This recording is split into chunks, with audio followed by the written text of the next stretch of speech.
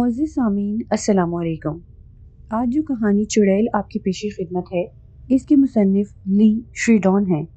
اس کہانی کا ترجمہ مقبول جہانگیر نے اپنی کتاب خوفناک کہانیاں میں پیش کیا۔ آج اس سلسلے کی 11ویں کہانی آپ کے پیش خدمت ہے۔ آپ سب سے گزارش ہے کہ میری ویڈیوز کو زیادہ سے زیادہ لائک اور شیئر کر کے میری حوصلہ افزائی کیجیے تاکہ میں اسی طرح اچھی کہانیاں آپ کی پیش خدمت کر سکوں۔ ڈی گارڈن کے لبوں پر معنی خیز مسکراہٹ نمودار ہوئی، پھر یکلخت بھویں تن گئیں۔ میرے دوست، کیا کہا تم نے؟ میں سمجھا نہیں۔ اتنے بھولے نہ بنو، میں نے ہنس کر کہا۔ بہت دیر سے دیکھ رہا ہوں کہ تم اس عورت کا بڑی دلچسپی سے جائزہ لے رہے ہو، اور ظاہر ہے یہ جائزہ بلا مقصد نہیں ہو سکتا۔ ڈی گارڈن اپنی خوبصورت مونچھوں کو بل دینے لگا۔ اس کے گول چہرے اور نیلی آنکھوں میں حیرت کے آثار ابھر رہے تھے، اور یہی بات میرے لیے پریشانی کا باعث تھی۔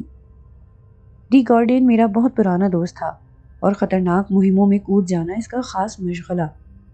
قدرت نے اس میں ذہانت، چالاکی، پھرتی اور جسمانی قوت کے اوصاف کوٹ کوٹ کر بھر دیے تھے۔ اس کی زندگی حادثات و مہلک واقعات سے عبارت تھی۔ اسے موت کی آنکھوں میں آنکھیں ڈال کر مسکرانے میں بڑا مزہ آتا تھا۔ دہشت اور خوف کے جذبات اس کے خمیر ہی میں شامل نہ تھے۔ گارڈن اپنے حلقہ احباب اور خصوصاً خواتین میں نہایت ہردل عزیز آدمی تھا۔ شاید اسی لیے اکثر عورتیں ڈی گارڈن پر ڈورے ڈالنے کی کوشش کرتی تھیں، لیکن وہ کبھی حد سے آگے نہیں بڑھا۔ عورتوں سے راہ و رسم بڑھانا اس کی فطرت کے خلاف تھا۔ اس نے اس صنف میں گھلنے ملنے کی کبھی کوشش نہ کی۔ اس روز ٹمپلٹن کلب کے ہال میں بیٹھی ہوئی ایک عورت پر جب اس کی نظریں بار بار پڑنے لگیں اور وہ گہری نظروں سے اس کے خد و خال کا مطالعہ کرنے لگا، تو میں نے محسوس کیا کہ وہ اس عورت میں غیر معمولی دلچسپی لے رہا ہے۔ اس لیے میں نے اچانک اس سے پوچھا تھا، معلوم ہوتا ہے کہ آج تمہارا دل بھی موم ہو رہا ہے؟ چند لمحے سوچنے کے بعد ڈی گارڈن نے آہستہ سے کہا، کچھ سمجھ میں نہیں آتا۔ تم ٹھیک کہتے ہو، میں اس عورت میں دلچسپی ضرور لے رہا ہوں، مگر کیوں؟ اس کا جواب میرے پاس نہیں۔ بس یوں سمجھ لو کہ اسے دیکھ کر میری ذہنی کیفیت درہم برہم ہونے لگتی ہے۔ اس عورت میں کوئی خاص بات ضرور ہے جو مجھے بار بار اس کی طرف متوجہ ہونے پر مجبور کر رہی ہے۔ میں بے چین ہوں، میری روح مضطرب ہو رہی ہے۔ ذہن کچھ یاد کرنے کی کوشش کرتا ہے لیکن تھک جاتا ہے۔ دفعتاً کلب کی مالکہ مس ٹمپلٹن ہال میں نمودار ہوئی اور لوگوں کے مزاج پوچھتی سیدھی ہماری میز کی طرف آئی۔ موسیو گارڈین، آپ بھی تشریف رکھتے ہیں؟ اس نے مسکرا کر کہا۔ آج رات ہمارے کلب میں ضرور آئیے گا۔ مس میڈلین لی رائے کا رقص ہے، انہیں جانتے ہیں نا؟ مشہور رقاصہ ہیں۔ میں نے ان کا نام ضرور سنا ہے میڈموزیل، ڈی گارڈن نے جواب دیا، لیکن ابھی تک ان کی زیارت سے محروم ہوں۔ ارے، آپ ان سے ملے نہیں؟ مس ٹمپلٹن نے حیرت سے کہا۔ آئیے، میں آپ کا تعارف کراتی ہوں۔ ہم دونوں اپنی جگہ سے اٹھے اور مس ٹمپلٹن کے پیچھے پیچھے چلے۔ چند لمحے بعد ہم اسی خاتون کی میز کے پاس کھڑے تھے جو تھوڑی دیر پہلے ڈی گارڈن کی عقابی نگاہوں کا مرکز بنی ہوئی تھی۔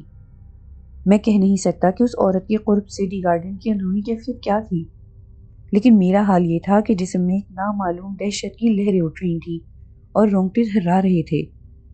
میڈلین لی رائے نے اپنا خوبصورت چہرہ اوپر اٹھا کر ڈی گارڈن کی آنکھوں میں جھانکا تو مجھے اس عورت کی چمکدار زرد آنکھوں میں دوسروں کو مسحور کر لینے کی بے پناہ قوت کام کرتی دکھائی دی۔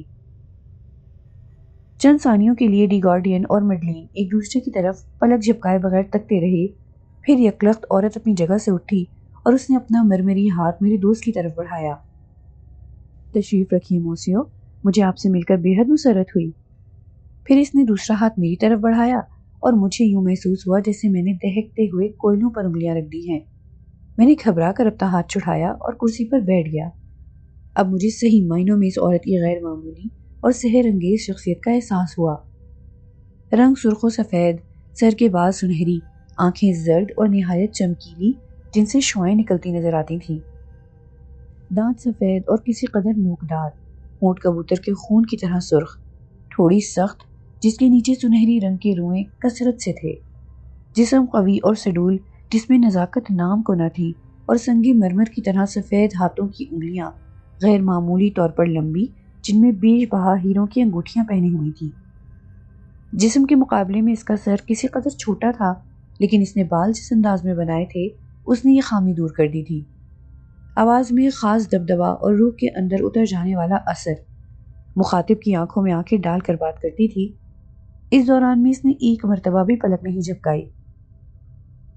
اس کی نظر ڈی گارڈن کے چہرے پر جمی ہوئی تھی اور مجھے یوں محسوس ہو رہا تھا جیسے میرا دوست اس عورت کی نظروں کا شکار ہو کر پتھر کے بت میں تبدیل ہو گیا ہے۔ میڈلین سے چند لمحوں کی یہ ملاقات ایک ناقابل فراموش عذاب کی مانند ہم دونوں پر گزر رہی تھی، لیکن فوراً یہ کیفیت دور ہو گئی اور گارڈین نے حسب معمول لطیفے بیان کرنے شروع کر دیے۔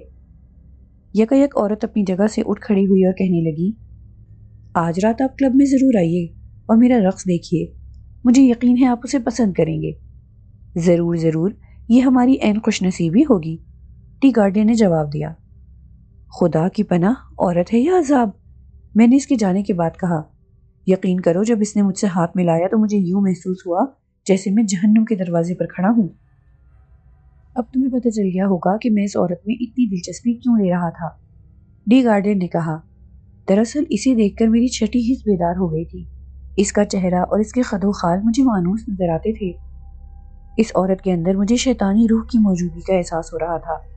تم نے دیکھا کہ اس کی آنکھیں کس قدر زرد اور چمکدار تھیں اور ان میں سے روشنی کی شعاعیں پھوٹتی دکھائی دیتی تھیں۔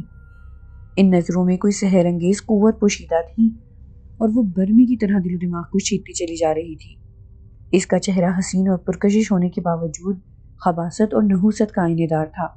اس کی مسکراہٹ، اس کے سفید نوکیلے دانت اور سرخ ہونٹ جیسے کسی کا خون پی کر آئے ہوں۔ کیا یہ تمام نشانیاں ظاہر نہیں کرتی کہ میڈلین کا تعلق شیطانی روح سے ہے؟ اس میں شک نہیں کہ یہ عورت بعض غیر معمولی اوصاف کی مالک ہے، لیکن شیطانی روحوں وغیرہ کا اس سے کیا تعلق ہو سکتا ہے؟ اور سائنس کے اس دور میں بھلا ان توہمات پر کون یقین کرے گا؟ ڈی گارڈن کا چہرہ خوفناک حد تک سنجیدہ ہو گیا اور اس کے نتنے پھڑکنے لگے۔ وہ بے چینی سے اپنی مونچھیں مروڑنے لگا۔ اس کی پیشانی پر کسی نامعلوم اضطراب کے باعث پسینے کے قطرے چمکنے لگے۔ اس نے جیب سے رومال نکال کر پسینہ پونچھا، پھر پانی پی کر سگریٹ سلگایا اور 3 کش لگانے کے بعد بولا، میرے دوست، ایک ڈاکٹر کی حیثیت سے تم ان شیطانی قوتوں پر یقین نہ کرو، مگر تمہارے یقین نہ کرنے سے ان قوتوں کے وجود پر تو شک نہیں کیا جا سکتا۔ یہ قوتیں بہرحال اس دنیا میں کام کر رہی ہیں اور ان کے اثرات اور اختیارات کا دائرہ بہت وسیع ہے۔ انسان ان شیطانی قوتوں کو بعض عوامل کے ذریعے اپنے حکم کا تابع کر سکتا ہے اور ان سے حسب خواہش مدد بھی لے سکتا ہے۔ میں اس قسم کے سینکڑوں سچے واقعات سنا سکتا ہوں جو تمام تر بدروحوں اور شیطانی طاقتوں کی اثر انگیزی اور اختیارات کا کرشمہ تھے اور جنہیں کسی طرح جھٹلایا نہیں جا سکتا۔ ایک ویٹر ہماری میز کے قریب آ کر مؤدبانہ انداز میں کھڑا ہو گیا۔ کھانے کا وقت ہو گیا؟ ڈی گارڈین نے چونک کر گھڑی پر نظر ڈالی اور ویٹر کو کھانا لانے کا آرڈر دینے کے بعد اپنی بات جاری رکھتے ہوئے کہا، تم جانتے ہو میں نے ایک دنیا دیکھی ہے، اپنی عمر کے 30 سال ان گنت واقعات و تجربات کے مشاہدے میں ضائع کیے ہیں۔ افریقہ کے وحشی قبائل کی زندگی کا مطالعہ بھی کیا ہے اور جنوبی امریکہ کے جنگلوں میں بھی گھوما پھرا ہوں۔ ہندوستان اور چین کی پرانی تہذیب کو بھی کھنگالا ہے اور قدیم مصریوں کے رسوم و عقائد کا بھی جائزہ لیا ہے، اور کوئی مقام ایسا نہیں جہاں بدروحوں اور شیطانی طاقتوں کے قصے سننے میں نہ آتے ہوں۔ خود میں نے ان آنکھوں سے ایسے کرشمے دیکھے ہیں کہ دنیا کا بڑے سے بڑا سائنسدان ترجیح نہیں کر سکتا کہ ایسا کیوں ہوا۔ مثال کے طور پر برازیل کے ایک جنگلی قبیلے میں ایک شخص سے ملنے کا اتفاق ہوا۔ اس کے بارے میں مشہور تھا کہ وہ پوشیدہ قوتوں کا مالک ہے۔ میں پادریوں کی ایک جماعت کے ساتھ تھا جو اس علاقے میں مذہب کی تبلیغ کرتے پھر رہے تھے۔ ایک روز ان پادریوں کے سربراہ کو کسی زہریلے سانپ نے ڈس لیا۔ اس کے جسم پر سیاہ رنگ کے آبلے سے نمودار ہوئے اور اس کی حالت غیر ہونے لگی۔ سورج غروب ہونے کے تھوڑی دیر بعد اس کی روح پرواز کر گئی۔ ہم لوگ اسے دفن کرنے کی تیاریاں کر رہے تھے کہ جنگلیوں کی ایک جماعت کے ساتھ وہ جادوگر بھی آ گیا۔ اس نے پادری کی لاش دیکھی اور ہمیں اشارہ کیا کہ اسے دفنانے کی جلدی نہ کریں۔ پادری مر چکا اور نبضیں بھی ٹھنڈی ہو چکی۔ اب یہ شخص کیا کر سکتا تھا؟ ہماری جماعت میں ایک ڈاکٹر بھی شامل تھا۔ اس نے پادری کی لاش کا اس بنا پر دوبارہ معائنہ کیا کہ شاید زندگی کی کوئی رمق باقی ہو، مگر نہیں، پادری دوسری دنیا کو جا چکا تھا۔ یک جادوگر نے اپنی زبان میں کچھ منتر پڑھا اور ہم نے حیرت و خوف سے دیکھا کہ ہلکے سبز رنگ کا ایک 3 فٹ لمبا سانپ جس کی گردن کے نزدیک 2-3 سرخ دھبے پڑے ہوئے تھے، ایک جانب سے نمودار ہوا۔ पहले तो जादूगर के इर्द गिर्द आहिस्ता आहिस्ता फिरता रहा, फिर मरे हुए पादरी की तरफ बढ़ा, दाएं पिंडली पर मुंह मारा और बेहिस्सो हरकत पादरी की पिंडली मुंह में दबाए बैठा रहा। इस दौरान में जादूगर मुसलसल अपना मंत्र पढ़ रहा था। चंद मिनट बाद सांप जिधर से आया था उधर चला गया। इसके गायब होते ही पादरी के जिस्म ने जुम्बिश की और कुछ देर बाद इसने आंखें खोल दी। डी गार्डन एक लम्हे के लिए चुप हुआ, फिर बोला, वो पादरी आज भी जिंदा सलामत है। अगर मैं खुद ये वाकया अपनी आंखों से न देखता तो कभी यकीन न करता। कोई बड़े से बड़ा माहिर डॉक्टर नहीं बता सकता कि मरने के बाद वो पादरी जिंदा क्यों कर हो गया। ज्यादा से ज्यादा यही कहा जा सकता है कि पादरी मरा नहीं था, बल्कि जहर के असर से इसकी हालत ऐसी हो गई जिस पर मौत का शुबा होता था। सांप आया और उसने अपना जहर चूस लिया, पादरी जिंदा हो गया। इन तमाम बातों पर बहस की जा सकती है, लेकिन मुअम्मा लानेहल रहेगा कि आखिर जादूगर के पास वो कौन सी पुरस्कार कुव्वत थी जिसने सांप को आने और अपना जहर चूस लेने पर मजबूर कर दिया। ठीक है, मैंने तस्लीम किया। बास फौकुल फितरत कुव्वतें यकीनन काम करती हैं जो हमारी समझ से बालातर हैं, और चूंकि अभी तक इस मैदान में हमारी मालूमात नाक़िस हैं, इसलिए हम इन्हें बदरूहों और शैतानों से मंसूब करते हैं। मुमकिन है मुस्तकबिल में ये असरार खुलकर सामने आ सकें। खैर, इस बहस को फ़िलहाल छोड़ो और ये सोचो कि इस रक़ासा मडलीन के बारे में मज़ीद मालूमात कहाँ से हासिल की जाए। आखिर ज़रूरत क्या है इन मालूमात की? मैंने हैरान होकर कहा। वो मशहूर व मारूफ रक़ासा है, कोई चोर कातिल नहीं। और फ़र्ज़ करो कि वो किसी पुरस्कार क़ुव्वत की मालिक है भी, तो हमें इससे क्या? इससे किसी को नुकसान तो नहीं पहुंचा? ये हम कैसे कह सकते हैं कि इसने किसी को नुकसान नहीं पहुंचाया? डी गार्डन ने कहा। हम तो इसके बारे में कुछ भी नहीं जानते। अलबत्ता छानबीन के बाद ही कोई हतमी राय कायम की जा सकती है। बहरहाल लानत भेजो जी इस पर, मैंने उकता कर कहा। कोई और बात करो अब। मैं ज़रूर लानत भेज देता, लेकिन वो मुझे चैलेंज दे गई है कि हिम्मत है तो मुझसे टक्कर ले लो। चैलेंज? किस बात का चैलेंज? इसने ऐसी कोई बात नहीं की, ना जाने तुम क्या बक रहे हो। डी गार्डन मेरे इस जुमले पर मुस्कुराया। हाँ मेरे दोस्त, इसका चैलेंज कबूल करना ही पड़ेगा। तुमने देखा नहीं कि पहली मुलाकात में मुझे अपना हरीफ करार दे चुकी है। इसकी निगाहों में मेरे लिए नफरत और हिकारत के सिवा कुछ भी न था। और फिर उसने जिस लहजे में मुझसे कहा था कि आज रात आप क्लब में ज़रूर आइए और मेरा रक्स देखिए, वो लहजा मैं कभी नहीं भूल सकता। टेम्पल्टन क्लब का हॉल उस रात खचाखच भरा हुआ था। मैडलीन लीरॉय के रक्स का ऐलान क्लब के मुंतज़मीन ने इस ज़ोर शोर से कराया था कि तमाम नशिस्तें वक्त से पहले ही बुक हो गई थी। हर शख्स इस हसीन व जमील और माहिर फ़न रक़ासा को देखने और इसके फ़न की दाद देने के लिए बेचैन था। अभी हम अपनी मखसूस नशिस्तों पर बैठे ही थे कि बराबर की कुर्सी पर बैठी हुई एक नौजवान और निहायत सडूल जिस्म वाली लड़की ने मुसर्रत के जज्बात से बेखुद होकर कहा, हेलो मिस्टर गार्डियन, आप भी मैडलीन लीरॉय को देखने आए हुए हैं? डी गार्डियन ने लड़की को एक नज़र देखा और मुस्कुरा कर बोला, मैंने तुम्हें पहले ही देख लिया था मैरी। सुनाओ, क्या हाल चाल हैं? भाई मैं तो इसलिए आया हूँ कि खुद मैडमोज़ेल लीरॉय ने मुझे अपना रक्स देखने की दावत दी थी।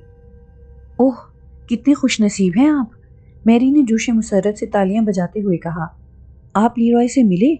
इसने आपको खुद दावत दी? ओफ खुदाया, आप कितने खुशकिस्मत हैं, वो तो मर्दों से सीधे मुंह बात नहीं करती। अच्छा, क्या इतनी ही खुद पसंद और मगरूर हैं? सिर्फ मर्दों के लिए, वरना लड़कियों से तो वो बहुत प्यार करती हैं। मुझसे इनकी मुलाकात हुई तो बहुत जल्द मेरी सहेली बन गई। उन्होंने मुझे गले लगाया और खूब भींच भींच कर प्यार किया। मैं इस साल अगस्त में 21 बरस की हो जाऊंगी और मैडमोज़ेल लीरॉय मुझसे एक साल छोटी ही होंगी, लेकिन इस उम्र में ही उन्होंने अपने फ़न में कमाल हासिल कर लिया है। मैं कल इनकी क़यामगाह पर जाकर नाश्ता इन्हीं के साथ करूंगी, उन्होंने मुझे बुलाया है ना। डी गार्डन का चेहरा यकलख्त अजीब शक्ल इख्तियार कर गया। चंद लम्हे वो फटी फटी नज़रों से मेरी की तरफ देखता रहा, जो अपनी धुन में जाने क्या क्या कह रही थी। मान, उसने लड़की का हाथ सख्ती से पकड़कर तंबीह आमेज लहजे में कहा, देखो मेरी, तुम इस औरत से हरगिज न मिलोगी, हरगिज नहीं, समझी? लड़की का मुंह हैरत और इस्तेजाब के बाइस खुले का खुला रह गया। मगर, इसने बमुश्किल कहना चाहा, मेरी मम्मी और डैडी ने मुझे इजाज़त दे दी है, वो भी मिस लीरॉय को पसंद करते हैं। ख्वाह कुछ हो, तुम्हें इस औरत के पास नहीं जाना चाहिए, इसमें तुम्हारा फ़ायदा है। लड़की मुंह फेर कर बैठ गई, जिसका मतलब यही था कि वो इस मौजू पर मज़ीद बात करने की ख्वाहिशमंद नहीं।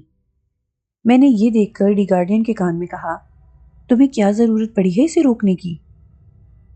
خدا کے لیے چپ رہو، اس نے دانت پیس کر کہا، مجھے اس مظلوم لڑکی کی زندگی خطرے میں نظر آتی ہے۔ مجھے یاد نہیں کہ اس کے بعد میڈلین لیرائے کب نمودار ہوئی، کب رقص شروع ہوا اور کب اختتام تک پہنچا۔ صرف اتنا یاد ہے کہ اسٹیج پر لیرائے ایک شعلہ جوالا کی طرح رقصاں تھی اور تماشائی سانس روکے دم بخود بیٹھے تھے۔ میں اس وقت چونکا جب حاضرین کی بے پناہ شور و غل اور تالیوں کی گونج سنائی دی۔ لیرائے اسٹیج پر بالکل ساکت کھڑی تھی۔ چند ثانیوں کے لیے اس کی اور ڈی گارڈین کی آنکھیں چار ہوئیں اور مجھے اپنے جسم میں تھر تھری سی چھوٹتی ہوئی محسوس ہوئی۔ دوسرے ہی لمحے وہ پردے کے پیچھے غائب ہو چکی تھی۔ جب ہم کلب کے برآمدے میں آ کر کھڑے ہوئے اور ٹھنڈی ٹھنڈی ہوا کے جھونکوں نے ہمیں تازہ دم کر دیا تو میں نے ڈی گارڈین سے کہا، خدا کے لیے مجھے کچھ تو سمجھاؤ کہ یہ کیا اسرار ہے؟ تم نے میری کو لیرائے کے پاس جانے سے منع کیوں کیا؟ کاش میں تمہیں بتا سکتا، میں تو خود اندھیرے میں ہوں، مجھے کچھ بھی معلوم نہیں۔ اندر سے کوئی آواز اٹھتی ہے جو بار بار بتاتی ہے کہ یہ عورت لیرائے کوئی خطرناک کھیل کھیل رہی ہے، کسی کی زندگی خطرے میں ہے۔ کاش مجھے اس سے زیادہ معلوم ہو سکتا۔ وہ اس انداز میں بڑبڑا رہا تھا جیسے میری موجودگی کا احساس ہی نہ ہو۔ میں نے گھڑی پر نظر ڈالی، 2 بج رہے تھے۔ تم ان باتوں سے مجھے پاگل کر دو گے، میں نے جھنجھلا کر کہا۔ میں تو یہی سمجھ سکا ہوں کہ میڈلین لیرائے کی غیر معمولی شخصیت تمہارے اعصاب پر سوار ہو گئی ہے اور تم خواہ اس کے پیچھے پڑ گئے ہو۔ فرض کرو کوئی خطرناک کھیل کھیل بھی رہی ہے تو اس سے ہمارا کیا واسطہ؟ پولیس کو اس میں دلچسپی لینی چاہیے۔ ڈی گارڈین کے لبوں پر ایک غمناک مسکراہٹ نمودار ہوئی۔ میرے دوست، تم ان باتوں کو سمجھ نہ سکو گے۔ آؤ اب ہوٹل چلیں اور کچھ دیر آرام کر لیں، صبح مجھے جلد اٹھنا ہے۔ بستر پر لیٹ کر میں دیر تک مختلف قسم کے خیالات میں کھویا رہا۔ مجھے علم تھا کہ ڈی گارڈین کبھی غلط قدم نہیں اٹھاتا۔ میڈلین لیرائے کے بارے میں جو رائے قائم کی ہے، اس کی کوئی خاص وجہ ضرور ہے جسے میں نہیں سمجھ سکتا۔ اس عورت میں بلا شبہ بعض ایسی صلاحیتیں ضرور ہیں جو دوسروں میں نہیں ہوتی۔ قد و قامت، شکل و صورت اور چال ڈھال سے وہ جرائم پیشہ ہرگز نظر نہیں آتی۔ اس کی گفتگو کا انداز اور لہجہ کتنا باوقار اور دلکش ہے۔ وہ اپنے فن میں ماہر ہے۔ لوگ اس کی ایک جھلک دیکھنے کے لیے ٹوٹے پڑتے ہیں، مگر وہ ادائے بے نیازی سے مسکراتی ہوئی نکل جاتی ہے۔ پھر مجھے میری کا خیال آیا۔ کتنی خوبصورت اور معصوم لڑکی ہے، جوانی اور صحت سے بھرپور، خون اس کے چہرے سے چھلکا پڑتا ہے۔ میڈلین لی چونکہ خود حسین و جمیل ہے، اس لیے میری کو پسند کرتی ہے، یہی بات ہے۔ ڈی گارڈین گدھا ہے، الو، اپنے آپ کو جانے کیا سمجھتا ہے؟ افلاطون کہیں کا، بیچاری میری کو خامخواہ ڈرا دیا۔ پاگل۔ یکایک کسی نے مجھے جھنجھوڑا۔ آنکھ کھولی تو گارڈین میرے اوپر جھکا ہوا تھا۔ تم ساری رات ہذیان بکتے رہے ہو، طبیعت تو ٹھیک ہے؟ اس نے پوچھا اور ہاتھ بڑھا کر کھڑکی سے پردہ ہٹا دیا۔ صبح صادق کی ہلکی ہلکی روشنی کمرے میں پھیل گئی۔ ہوٹل کے بیرونی باغیچے سے پرندوں کی نغمہ سرائی کی آوازیں آ رہی تھیں۔ ہم نے چپ چاپ ناشتہ کیا اور کپڑے بدل کر باہر نکلنے لگے تو ڈی گارڈین نے مجھ سے مخاطب ہو کر کہا، میں تمہارے دلی خیالات سے آگاہ ہوں۔ تم سوچتے ہو میرا دماغ چل گیا ہے کہ میں میڈلین لیرائے کے پیچھے پڑ گیا ہوں۔ نہیں میرے دوست، ایسی کوئی بات نہیں۔ تمہیں پورا اطمینان رکھنا چاہیے، میں کبھی غلط قدم نہ اٹھاؤں گا۔ یہ ایک فرد کی زندگی اور موت کا سوال ہے، مجھے وقت ضائع نہیں کرنا چاہیے۔ میں بے وقوفوں کی طرح گردن ہلاتا رہا۔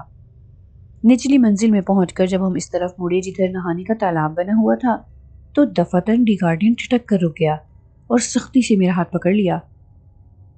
سامنے سے 2 عورتیں آ رہی تھیں، ایک اپنے لباس اور حلیے سے خادمہ نظر آتی تھی اور دوسری اس کی مالکہ، جو سرخ رنگ کے ایک ریشمی اور بیش قیمت گاؤن اور نقاب میں اس طرح لپٹی ہوئی تھی کہ اس کا چہرہ اور جسم کے دوسرے حصے چھپ گئے تھے۔ ایسا معلوم ہوتا تھا کہ وہ کوئی عرب پردہ نشین خاتون ہے جو اس ہوٹل میں مقیم ہے۔ جب وہ ہمارے قریب سے گزری تو ایک ثانیے کے لیے اس کا نقاب چہرے سے ہٹا اور 2 چمکدار زرد آنکھیں نظر آئیں، پھر پورا چہرہ ایک جھلک دکھلا کر غائب ہو گیا۔ میں بت کی مانند اپنی جگہ کھڑا تھا۔ جب دونوں عورتیں دور جا چکی تو بے اختیار میرے منہ سے نکلا، خدا رحم کرے، مجھے اپنی آنکھوں پر یقین نہیں آ رہا۔ کیا یہ وہی تھی؟ ہاں یہ وہی ہے، میڈلین لیرائے، رقاصہ، جسے تم نے کل رات ٹیمپلٹن کلب میں دیکھا تھا۔ ڈی گارڈین نے ایک ایک لفظ پر زور دیتے ہوئے کہا، مگر کل رات تو وہ 20-22 سال کی ایک جوان اور حسین لڑکی نظر آتی تھی۔ اور اب 40 سال کی بڑھیا معلوم ہوتی ہے۔ چہرہ زرد، آنکھوں کے گرد جھریاں اور رخساروں کی ہڈیاں ابھری ہوئی، چال میں نقاہت اور لڑکھڑاہٹ، ہونٹ سفید اور ناک طوطے کی چونچ کی مانند مڑی ہوئی۔ ایک رات کے اندر اندر اس میں اتنا عظیم تغیر کیسے واقع ہو گیا؟ یہی راز تو میں حل کرنا چاہتا ہوں، اس نے اسی لہجے میں جواب دیا۔ ابھی تو ابتدا ہے، اگر 1-2 دن بعد تم اس عورت کو دیکھو تو پہچان بھی نہ سکو گے کہ یہ حسن جمال کا مجسمہ وہی مڈلین لیروئے ہے۔ میں کچھ کہنے والا تھا کہ دی گارڈین نے میرا ہاتھ دبا کر کہا، خاموش، وہ اسی طرف آ رہی ہے۔ سرخ گاؤن اور سرخ نقاب میں لپٹی ہوئی وہی عورت ہمارے قریب آئی۔ دی گارڈین نے اپنی فیلٹ کو مؤدبانہ انداز میں چھوا اور جو ہی ان کی آنکھیں چار ہوئیں، میں نے گارڈین کو کہتے ہوئے سنا، میڈموزیل۔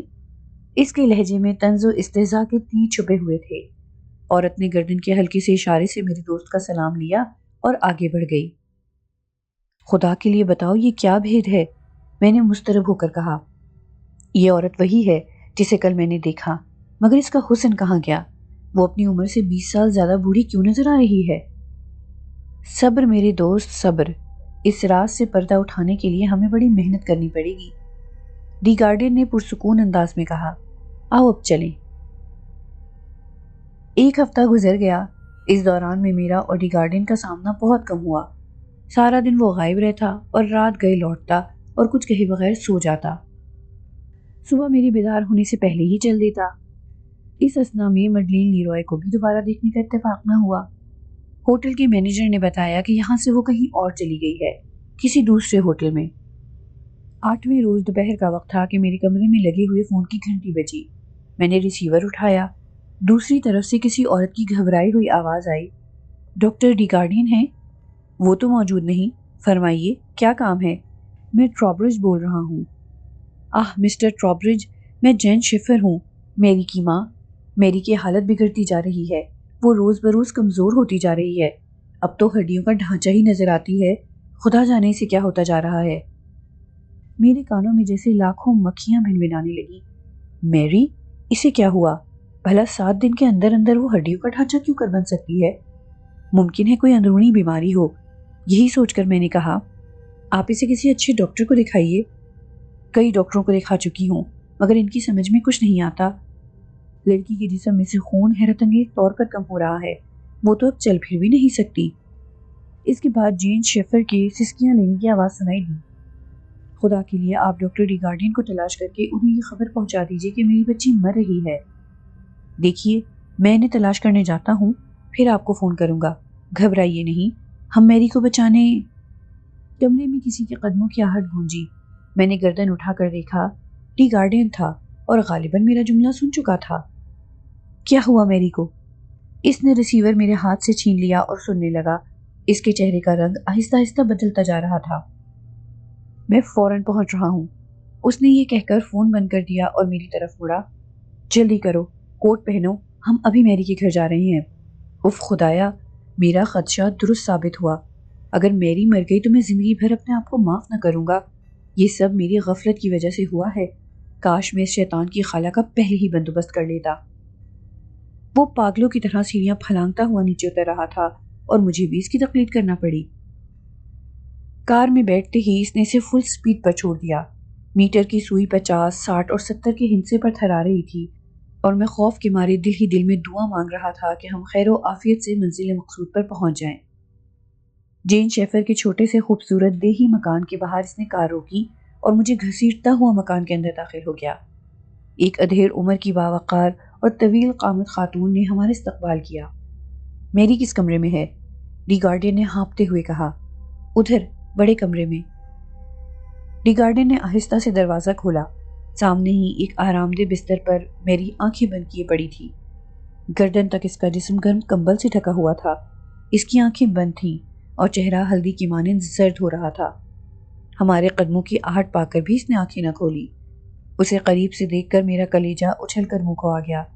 کیا یہ وہی صحت مند جوان لڑکی ہے جس کے چہرے پر خون کی سرخی دوڑا کرتی تھی، جس کی آنکھیں روشن اور پیشانی چاند کی طرح چمکتی تھی، جس کی باتوں میں گلوں کی خوشبو اور ہنسی میں صبا کا ترنم تھا؟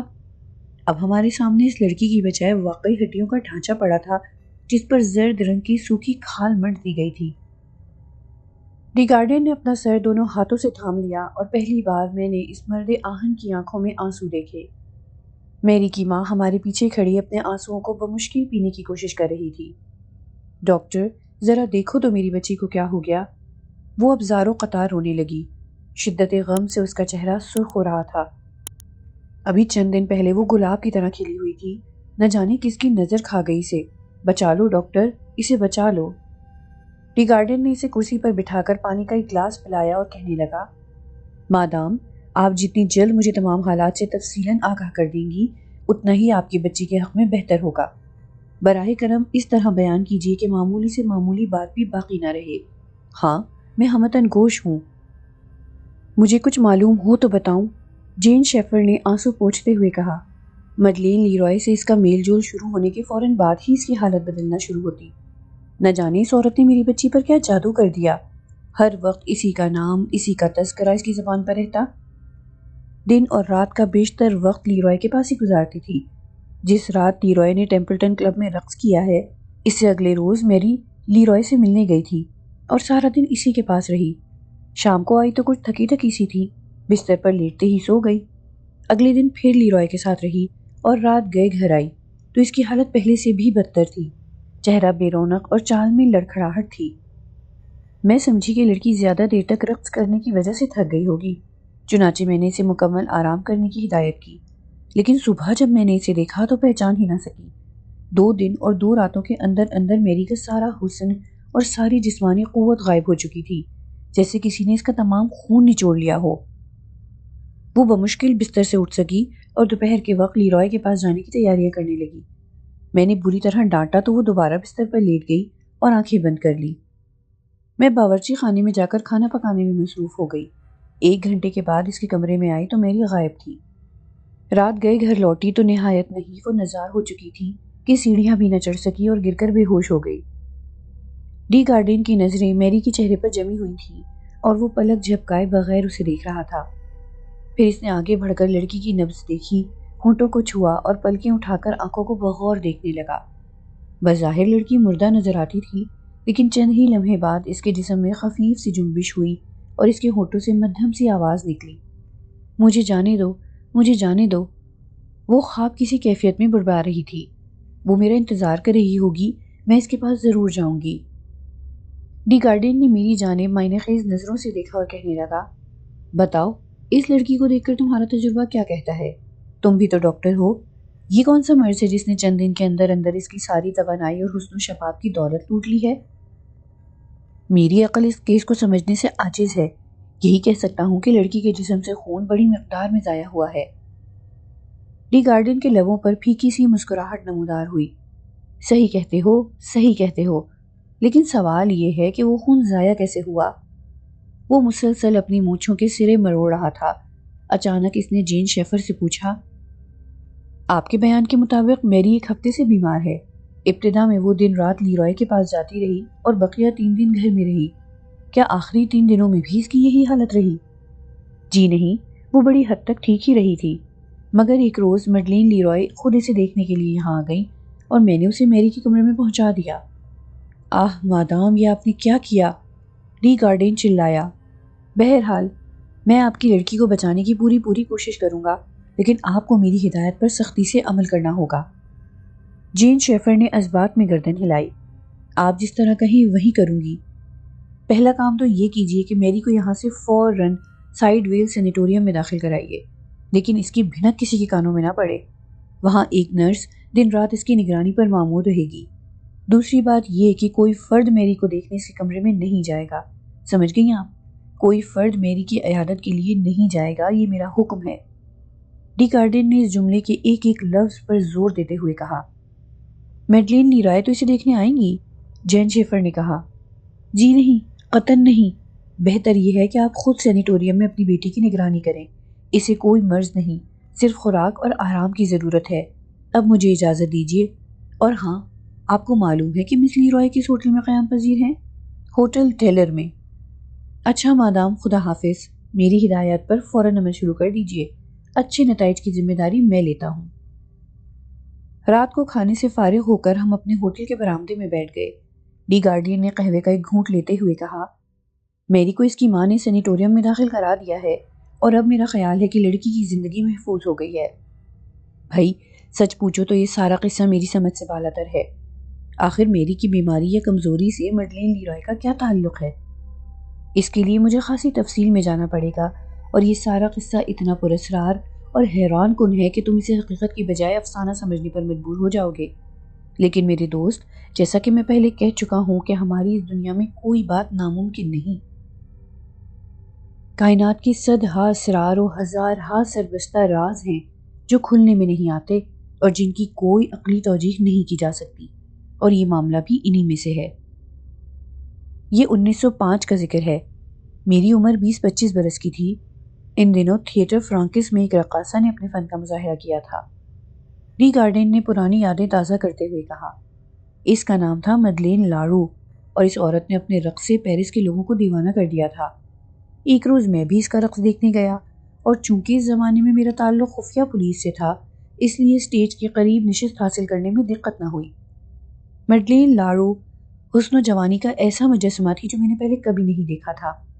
رنگ سرخ و سفید، سنہری بال، آنکھیں زرد اور چمکیلی، دانت نوکیلے، ہونٹ لہو کی مانند سرخ، سخت تھوڑی جس پر سنہری روئیں کثرت سے تھے، جسم قوی اور ترشا ترشایا، ہاتھ پیر گردن اور بازو سنگ مرمر میں ڈھلے ہوئے، جسم کے مقابلے میں سر چھوٹا اور آواز دلکش، باوقار، روح کے اندر اترنے والی۔ خدا کی پناہ، تم تو مڈلین لیرائے کا حلیہ بیان کرنے لگے، میں چلایا۔ تاریخ اپنے آپ کو دہراتی ہے میرے دوست، ڈی گارڈن نے سنجیدگی سے کہا، اور یہی وجہ تھی کہ جب ٹمپلٹن کلب میں بیٹھی ہوئی لیرائے کو میں بغور دیکھ کر کچھ یاد کرنے کی کوشش کر رہا تھا تو تم سمجھے کہ میں اس پر عاشق ہو گیا ہوں۔ حالانکہ ایسا نہیں تھا، میں تو اپنے حافظے کو ٹٹول رہا تھا جس میں برسوں پہلے دیکھی ہوئی عین یہی صورت نقش تھی۔ لیکن دماغ چکرایا تو اس پر کہ 1905 کی مڈلین لاڑو اور 1922 کی مڈلین لیرائے میں ذرا برابر فرق نہیں۔ آخر یہ کیا بھید ہے؟ کہیں میں فریب نظر کا شکار تو نہیں ہو گیا تھا؟ لیکن جب مڈلین لیرائے سے تعارف ہوا تو معلوم ہو گیا کہ میں فریب نظر کا شکار نہیں ہوا، بلکہ وہ زندہ حقیقت کی طرح میرے سامنے موجود ہے۔ اب میں پھر 1905 کی طرف لوٹتا ہوں۔ تھیٹر فرانکس میں مڈلین لاڑو کا رقص دیکھنے کے لیے ہمارا ایک افسر بھی آیا جس کی عمر ان دنوں 50-55 کے لگ بھگ تھی اور نام تھا شیونف۔ وہ بالکل میرے برابر میں بیٹھا تھا۔ رقص کے دوران میں وہ پلک جھپکائے بغیر مڈلین لاڑو کو تکتا رہا، پھر بے چینی سے پہلو بدلنے لگا۔ میں سمجھا کہ یہ عورت اسے کچھ زیادہ ہی پسند آ گئی ہے، اس لیے دبی زبان سے پوچھا کہ جناب کے مزاج کیسے ہیں، کیا طبیعت ناساز ہے؟ اس کے جواب میں اس نے عجیب بات کہی، اس کے الفاظ ابھی تک میرے کانوں میں گونج رہے ہیں۔ اس نے کہا تھا، تم کہو گے بڈھے کا دماغ چل گیا ہے، مگر پیدا کرنے والے کی قسم کھا کر کہتا ہوں کہ اسی عورت کو میں نے 1866 میں دیکھا تھا، اور اس کا حلیہ اس زمانے میں بھی بالکل یہی تھا۔ یہ سن کر میں ہنس پڑا۔ بھلا یہ کیسے ہو سکتا ہے کہ جس عورت کو آپ نے 1866 میں دیکھا وہ 1905 میں بھی ویسی کی ویسی ہی ہو؟ اس کا نام کیا تھا؟ مڈلین لاروس تھا اس کا نام، مجھے خوب یاد ہے، مگر سمجھ میں نہیں آتا کہ اتنے برس گزرنے کے بعد اس میں ذرہ برابر تغیر کیوں نہیں ہوا۔ ممکن ہے مڈلین لاڑو اسی کی بیٹی ہو، بعض اوقات بیٹی کا حلیہ بھی جوانی میں ویسا ہی ہوتا ہے جیسا اس کی ماں کا۔ میں نے رائے ظاہر کی، شاید۔ بڈھا جہاں دیدہ افسر اس توجہ سے مطمئن تو نہیں ہوا مگر گردن ہلاتا رہا۔ کمال ہے، میں نے کہا، گویا ایک ہی شکل و صورت کی 3 رقاصائیں دیکھی گئی، ایک 1866 میں، دوسری 1905 میں اور تیسری اب 1922 میں۔ بے شک، اور دلچسپ بات جو شیونف نے بتائی وہ یہ تھی کہ 1866 کی مڈلین لاروز کو اس نے رقص کے ایک ہفتے بعد دیکھا تو وہ اپنی عمر سے 20 سال زائد نظر آئی، جیسے وہ تیزی سے بڑھاپے کی طرف بڑھ رہی ہو۔ پھر 1 ماہ بعد اسے دیکھا تو وہ 60 سال کی بڑھیا میں تبدیل ہو چکی تھی، لیکن انہی دنوں اس نے ایک نوجوان اور صحت مند لڑکی کو اپنے پاس ملازم رکھا۔ یہ لڑکی 2 ماہ تک مڈلین لاروز کے پاس ہی رہی۔ اس دوران میں لڑکی روز بروز گھلتی چلی گئی اور اس کی مالکہ از سر جوان ہونے لگی۔ ٹھیک 2 ماہ بعد لڑکی مر گئی اور مڈلین لاروز جوانی، حسن اور صحت کا مجسمہ نظر آنے لگی۔ ان دنوں اس بات کا چرچا پورے شہر میں ہوا اور نیپولین سوم نے خاص طور پر پولیس کو اس کیس کی تفتیش کرنے کا حکم دیا۔ لیکن مڈلین لاروز کے خلاف کوئی جرم ثابت نہ ہو سکا، اور پھر ایک روز وہ پیرس چھوڑ کر جانے کہاں چلی گئی۔ یہ تو تھا مڈلین لاروس کا قصہ جو میں نے شیوف سے سنا، اور اب میں تمہیں مڈلین لارو کا قصہ سناتا ہوں جسے 1905 میں نے خود دیکھا تھا۔ 5 سال بعد میں خفیہ پولیس کی ملازمت ترک کر کے پیرس کے ایک میڈیکل کالج میں پڑھ رہا تھا۔ ڈاکٹروں کی زبانی ایک عجیب کیس کی تفصیلات سننے میں آئیں جس کا تعلق مڈلین لارو سے تھا۔ یہ عورت بھی سرعت سے بڑھاپے کی طرف دوڑنے لگی اور چند روز کے اندر اندر 20-21 برس کے بجائے 40 سال کی نظر آنے لگی۔ پھر چہرے پر جھریاں نمودار ہوئیں، آنکھیں اندر کو دھنسنے لگیں اور قد چھوٹا ہونے لگا۔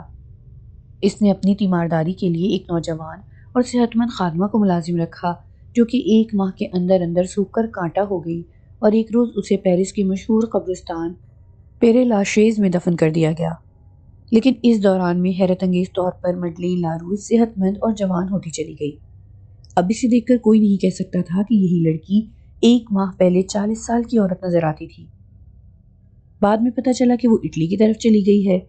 اٹلی جا کر اس نے کیا کیا یہ کسی کو معلوم نہ ہو سکا۔ میں نقش حیرت بنا دی گارڈین کی داستان سن رہا تھا۔ اب آئیے میڈلین لیروئے کی طرف۔ اس کی کہانی بھی تقریباً وہی ہے، صرف ناموں کا فرق ہے، لاروز، لارو اور لیروئے۔ ایسا معلوم ہوتا ہے کہ 1866 سے لے کر اب تک ایک ہی عورت نام بدل بدل کر ہمارے سامنے آتی رہی ہے، لیکن اس پر ماہوں سال کی گردشیں اثر انداز نہیں ہوتی۔ بڑھاپے کی جانب قدم بڑھاتی تو ہے مگر عارضی طور پر۔ البتہ اسے شباب کی طرف لوٹنے کے لیے ایک صحت مند اور نوجوان لڑکی کی ہمیشہ ضرورت پڑتی ہے۔ اگر یہ تمام حالات جو تم نے بیان کیے ہیں حرف بحرف درست ہیں اور ان پر شک کرنے کی بظاہر کوئی وجہ نہیں، تو یہ اس صدی کی سب سے زیادہ حیرت انگیز کہانی ہے، میں نے کہا۔ بے شک، اور یہی سبب تھا کہ اس روز ٹیمپلٹن کلب میں جب میں نے میڈلین لیروئے کو دیکھا تو میرا ذہن چکرانے لگا۔ میں نے اپنے آپ سے پوچھا، جولیس ڈی گارڈن، تو نے اس رقاصہ کو پہلے کہاں دیکھا ہے؟ کیا تجھے کچھ یاد آتا ہے؟ پھر ڈی گارڈین نے جواب دیا، ارے بے وقوف، تو اچھی طرح جانتا ہے کہ تو نے میڈموزیل میڈلین لیروئے کو کہاں دیکھا تھا۔ ذرا اپنے بیکار دماغ پر زور ڈال اور 1905 کی طرف لوٹ جا، اور تھیٹر فرینکس کی اگلی نشستوں پر جا بیٹھ۔ وہ دیکھ، مڈلین لارو تیرے سامنے رقص کر رہی ہے، لیکن اس میں اور لیرائے میں ذرہ برابر فرق نہیں۔ تو اتنے برسوں میں بڈھا ہو گیا، تیرے قوا مزمحل ہو گئے، حواس جواب دے گئے، لیکن وہ ابھی تک جوان ہے، شباب اور حسن و جمال کی رعنائیوں سے بھرپور۔ کیا تو اس راز سے پردہ اٹھا سکتا ہے؟ اگلے روز دوپہر کے وقت ہم دونوں میری کو دیکھنے سینیٹوریم میں گئے۔ اس کی حالت پہلے سے خاصی بہتر تھی، لیکن نقاہت اور کمزوری ابھی دور نہیں ہوئی تھی۔ ٹی گارڈن کو دیکھ کر معصوم لڑکی کے چہرے پر رونق آ گئی۔ جین شیفر اس کے سرہانے بیٹھی اونگ رہی تھی۔ یہ رات بھر جاگنے کا اثر تھا۔ ڈاکٹر، مجھے گھر جانے کی اجازت کب ملے گی؟ میری نے کہا، اب تو میری طبیعت ٹھیک ہے، مجھے ایک جگہ ضروری کام سے جانا تھا۔ بس بہت جلد تمہیں گھر لے چلیں گے، ڈی گارڈین نے شفقت سے اس کے سر پر ہاتھ پھیرتے ہوئے کہا۔ لیکن میڈلین لیروئے میری منتظر ہوں گی، وہ بیمار ہے نا، میں ان کی تیمارداری کر رہی تھی۔ وہ بیمار ہیں؟ کیا بیماری ہے انہیں؟ وہ کمزوری سی محسوس کرتی ہیں، اور ان کا کہنا ہے کہ اس کا علاج صرف یہ ہے کہ وہ مجھ جیسی کسی نوجوان اور صحت مند لڑکی کے ساتھ کچھ وقت گزاریں تاکہ ان کی جوانی اور حسن زائل نہ ہو۔ ٹی گارڈن نے میری طرف دیکھا اور میں نے اس کی طرف۔ ذرا تفصیل سے بتاؤ بیٹی کہ تم اس کی تیمارداری کس طرح کرتی تھی؟ وہ بستر پر لیٹ جاتی اور میرا ہاتھ اپنے ہاتھوں میں تھام لیتی تھی۔ میں انہیں کوئی اخبار یا کتاب پڑھ کر سناتی، پھر آہستہ آہستہ مجھ پر غنودگی طاری ہو جاتی، اور جب آنکھ کھلتی تو کمرے میں گھپ اندھیرا چھایا ہوتا۔ پھر مجھے عجیب عجیب خواب نظر آتے اور میں اپنے آپ کو بے حد تھکا ہوا اور کمزور محسوس کرتی۔ ٹی گارڈین نے غصے سے زیر لب کہا، چڑیل، خبیث، اس مرتبہ وہ میرے ہاتھوں بچ کر نہ جا سکے گی۔ خدا ہی بہتر جانتا ہے وہ کب سے نوجوان لڑکیوں کا لہو چوس چوس کر اپنی جوانی برقرار رکھے ہوئے ہے۔ اب اس کا ناپاک وجود اس دنیا سے مٹ جانا چاہیے۔ ڈاکٹر، میں میڈلین لیروئے کو دیکھنا چاہتی ہوں، مجھے ان کے پاس لے چلیے، مجھے ان کے پاس لے چلیے۔ یہ کہہ کر اس نے آنکھیں بند کر لیں۔ ڈی گارڈین نے اس کی نبض دیکھی اور مجھ سے سرگوشی کرتے ہوئے کہا، بیچاری لڑکی کی روح پر اس منحوس عورت نے قبضہ کر لیا ہے، جسم پر پہلے ہی اس کا تصرف تھا، لیکن میں اس کی تمام چالوں کو ناکام بنا دوں گا۔ اس نے جین شیفر کو باہر چلنے کا اشارہ کیا اور ہم تینوں بیرونی برآمدے میں آن کھڑے ہوئے۔ گارڈین نے پوچھا، اس دوران میں میری کو دیکھنے کوئی آیا؟ جی ہاں، لیرائے کی خادمہ آج 3 مرتبہ آ چکی ہے، مگر میں نے اسے میری کے قریب نہیں جانے دیا۔ نامعلوم اسے کیوں کر پتہ چل گیا کہ میری سینیٹوریم میں ہے؟ میں نے تو کسی سے بھی ذکر نہیں کیا تھا۔ بہرحال سینیٹوریم کے عملے کے علاوہ کسی شخص کو میری کے پاس جانے کا موقع نہ دیجیے۔ اسے بچانے کا یہی طریقہ ہے۔ مڈلین لیرائے اس لڑکی کا خون چوس رہی ہے۔ وہ چڑیل ہے، ویمپائر ہے۔ موسیو گارڈین، یہ آپ کیا کہہ رہے ہیں؟ جین شیفر کا منہ حیرت سے کھل گیا۔ ہاں مادام، یہی بات ہے۔ اپنی لڑکی کی دن رات نگرانی کیجیے۔ میں پولیس کو لے کر ہوٹل ٹیلر جا رہا ہوں۔ اب مجھے سورج چھپنے سے پہلے پہلے اس منحوس عورت کو ختم کرنا ہے۔ سورج غروب ہونے میں 10 منٹ باقی تھے کہ ہم ہوٹل ٹیلر میں داخل ہوئے۔ پولیس کے 2 بڑے افسر ہمارے ساتھ تھے، جنہیں گارڈین کی بیان کردہ کہانی پر کسی طرح یقین نہ آتا تھا، مگر مڈلین لیرائے کو قریب سے دیکھنے کے شوق میں ہمارے ساتھ آ گئے تھے۔ ٹی گارڈین کا اضطراب دیکھنے کے قابل تھا۔ وہ بار بار گھڑی کی طرف دیکھتا۔ لفٹ میں سوار ہو کر ہم تیسری منزل کے آخری کمرے کے سامنے جب پہنچے تو سورج چھپنے میں 5 منٹ باقی تھے۔ خدا کے لیے جلدی کرو، سورج چھپنے کے بعد وہ ہمارے ہاتھ سے نکل جائے گی۔ فکر نہ کیجیے موسیو گارڈین، ہم آپ کے ساتھ ہیں، ایک پولیس افسر نے قہقہہ لگا کر کہا۔ آپ تو ہم سے بھی زیادہ اس کے دیدار کے لیے بے چین نظر آتے ہیں۔ دستک دینے پر جس خادمہ نے دروازہ کھولا، اسے میں نے فوراً پہچان لیا۔ میڈموزیل لیرائے موجود نہیں۔ خادمہ نے ہمیں دیکھ کر دروازہ بند کرنا چاہا، مگر ڈی گارڈین نے دھکا دے کر اسے پرے ہٹا دیا اور کمرے میں داخل ہو گیا۔ کمرہ تاریک تھا اور اس میں عجیب قسم کی بدبو پھیلی ہوئی تھی۔ مغربی کھڑکی سے ڈوبتے ہوئے سورج کی مدھم روشنی پردوں میں سے چھن چھن کر اندر آ رہی تھی۔ پہلے تو ہمیں کچھ نظر نہ آیا، پھر یکلخت گارڈین کی آواز ابھری، حضرات آئیے، میڈلین لیرائے کی زیارت کیجیے۔ دونوں پولیس افسر آگے بڑھے اور مشرقی گوشے میں رکھے ہوئے پلنگ کی طرف بڑھے، جس پر ایک عجیب و غریب مخلوق لیٹی تھی۔ وہ اس کی شکل دیکھتے ہی دہشت زدہ ہو کر پیچھے ہٹے۔ میڈلین لیرائے کا چہرہ سوکھ کر چمڑا ہو چکا تھا اور رنگ گہرا سبز۔ اس کی کھوپڑی سکڑ کر مختصر ہو چکی تھی اور اندر دھسی ہوئی زرد آنکھیں بے نور، جن کی پتلیاں خوفناک انداز میں حرکت کر رہی تھیں۔ ناک، کان اور منہ بڑی حد تک مسخ ہو چکا تھا اور پھٹے ہوئے سیاہ ہونٹوں میں سے لمبے سفید دانت جھانک رہے تھے۔ سورج غروب ہونے میں ابھی 1 منٹ باقی تھا۔ یکایک مڈلین لیرائے کے ڈھانچے میں جنبش ہوئی اور ایک مدھم سی آواز کمرے میں گونجی۔ میری، میری، کہاں ہو تم؟ میرے پاس آ جاؤ، مجھے تمہاری ضرورت ہے، آؤ اور مجھ سے چمٹ جاؤ، میری۔ ڈاکٹر ڈی گارڈین نے پولیس افسروں کی طرف دیکھا جو دہشت سے تھر تھر کانپ رہے تھے۔ اجازت ہے حضرات، ڈی گارڈین نے کہا اور جواب ملے بغیر اپنا بیگ کھول کر لوہے کی ایک لمبی کیل اور ہتھوڑا نکالا۔ اس نے کیل کی نوک مڈلین لیرائے کے سینے کے بائیں طرف عین دل پر رکھی اور پوری قوت سے ہتھوڑے کی ضرب لگائی۔ چڑیل کے حلق سے چیخ نکلی اور پھر اس کے نحیف و نزار جسم میں سے سرخ سرخ خون کا ایک فوارہ برآمد ہوا۔ چند لمحے وہ تڑپتی اور چیختی رہی۔ اس کی آواز بھیڑیے سے ملتی جلتی تھی۔ جو ہی سورج غروب ہوا، مڈلین لیرائے کے جسم سے نکلنے والا خون یکلخت غائب ہو گیا۔ پہلے اس کی کھوپڑی پاش پاش ہوئی، پھر ہاتھ پیر سکڑ گئے اور چند ثانیے بعد وہاں بھدے رنگ کی بدبودار راکھ کے سوا کچھ نہ تھا۔ ڈی گارڈین نے پسینے کے قطرے اپنی پیشانی سے پوچھے، پھر خادمہ کی طرف مڑا جو ایک کونے میں کھڑی تھر تھر کانپ رہی تھی۔ اس عورت کو اپنے ساتھ لے جائیے، اس نے پولیس افسروں سے مخاطب ہو کر کہا۔ اگرچہ یہ چڑیل نہیں، لیکن اسے کھلا چھوڑنا خطرناک ہوگا۔ ہم اسی رات سینیٹوریم میں میری کو دیکھنے گئے۔ اس کی حالت میں حیرت انگیز تغیر رونما ہو چکا تھا۔ جین شیفر نے بتایا، سورج غروب ہونے سے کچھ دیر پہلے میری پر اضطراب کا عالم دھاری تھا۔ اس نے کئی بار دروازہ کھول کر باہر نکلنے کی کوشش کی، مگر میں نے اسے پکڑ کر بستر پر لٹا دیا۔ نامعلوم اس کے نحیف و نزار جسم میں اتنی قوت کہاں سے آ گئی تھی۔ دفعتاً وہ چپ ہو گئی اور پھر میں نے دیکھا کہ اس کے رخساروں پر آہستہ آہستہ سرخی جھلکنے لگی اور سوکھے ہوئے ہاتھ پیر اپنی اصل حالت پر آ گئے۔ اب دیکھ لیجئے، وہ بالکل تندرست ہے۔ یکایک میری نے آنکھیں کھولیں اور اپنے گرد و پیش حیرت سے دیکھا۔ ممی، میں کہاں ہوں؟ موسیو ڈی گارڈین، آپ یہاں کیا کر رہی ہیں؟